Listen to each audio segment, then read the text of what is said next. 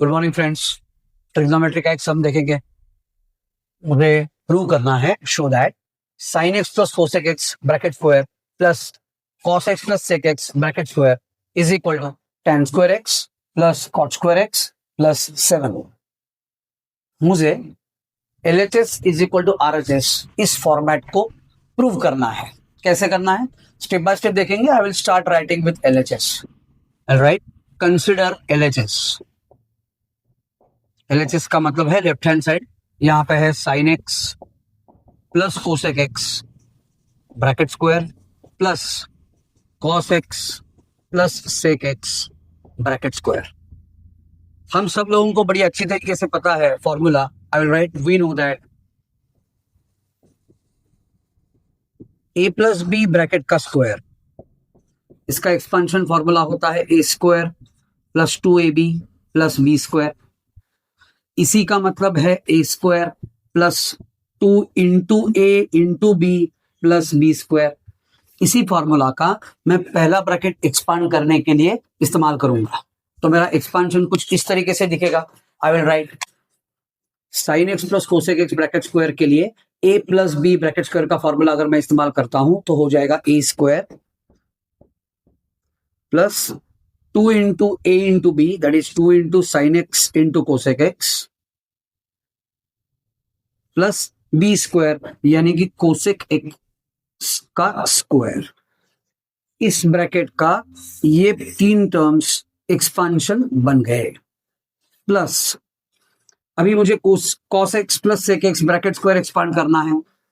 cos x plus sec x bracket square expand करने के लिए भी मैं a plus b bracket square वाला फॉर्मूला ही इस्तेमाल करूंगा। तो एक्सपांशन क्या बनेगा, a square that is cos x का square plus 2 into a into b that is 2 into cos x into sec x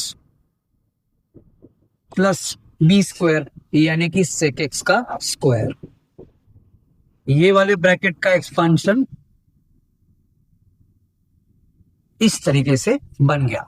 अगली स्टेप क्या लिखूंगा, देखो।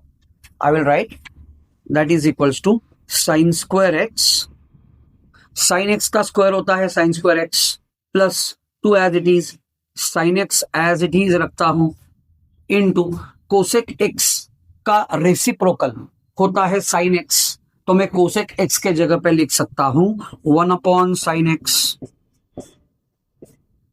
प्लस कोसेक स्क्वायर एक्स फिलहाल एज इट इज रखता हूं।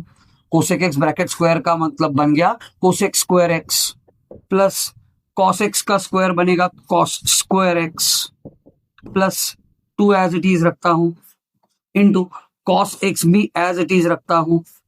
सेक एक्स का रेसिप्रोकल होता है कॉस एक्स, तो इसका मतलब मैं सेक एक्स के जगह पे 1 अपॉन कॉस एक्स लिख सकता हूं प्लस सेक स्क्वायर एक्स बन जाएगा लास्ट वाला ब्रैकेट। उसी का मतलब हुआ sine square x plus 2 as it is into ये न्यूमरेटर वाला साइन एक्स डिनोमिनेटर वाले साइन एक्स के साथ कैंसिल होगा, तो यहां पे बच गया सिर्फ 1 that is 2 into 1 plus cosec square x as it is plus cos square x as it is plus 2 into, इस ब्रैकेट में भी देखोगे तो न्यूमरेटर वाला cos x will get cancelled with denominator वाला cos x, तो मतलब बच गया सिर्फ 2 इंटू 1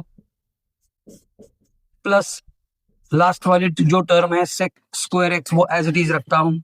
इसका मतलब अगली स्टेप बनेगी साइन स्क्वायर x। यहां पे थोड़ी सी एडजस्टमेंट कर देता हूं, ये साइन स्क्वायर एक्स वाली टर्म और ये प्लस कॉस स्क्वायर एक्स वाली टर्म दोनों एक के बाजू में एक लिखूंगा, तो ये बन जाएगा sign square x plus cos square x.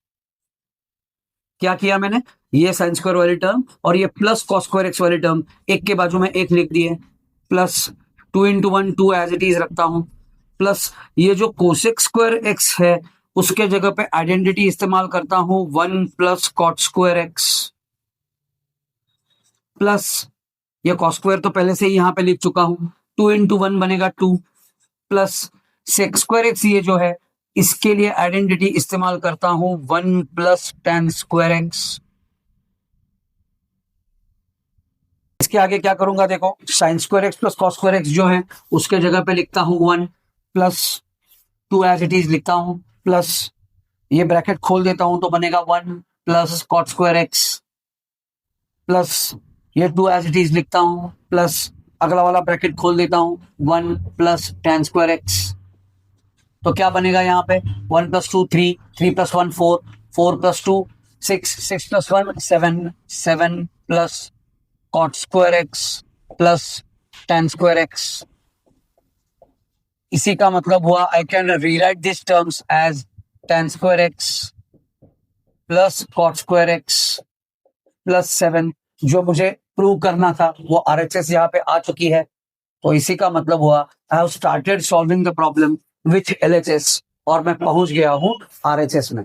यहाँ पे एक चीज समझना बहुत जरूरी है, ये problem LHS equal to RHS prove करने के लिए मैंने यहाँ पे a plus b bracket square वाला एक्सपांशन का फॉर्मूला इस्तेमाल किया है और उसके अलावा कई सारे ट्रिग्नोमेट्रिक आइडेंटिटीज का भी इस्तेमाल कर चुका हूं। तो कौन से ट्रिग्नोमेट्रिक आइडेंटिटीज मैंने यहाँ पे इस्तेमाल किए हुए हैं उसकी एक लिस्ट में यहाँ पे आपको बना के देता हूं। I will write used formulae. ये problem LHS is equal to RHS prove करने के लिए मैंने जो ट्रिग्नोमेट्रिक फॉर्मूलों का इस्तेमाल किया है वो सभी ट्रिग्नोमेट्रिक फॉर्मूलों की एक लिस्ट में वहां पे लिख के देता हूं। कौन कौन सा इस्तेमाल किया मैंने, देखो कोसेक एक्स के जगह पे मैंने 1 अपॉन साइन एक्स लिखा हुआ है, so I will write cosec x is equal to 1 upon sine x.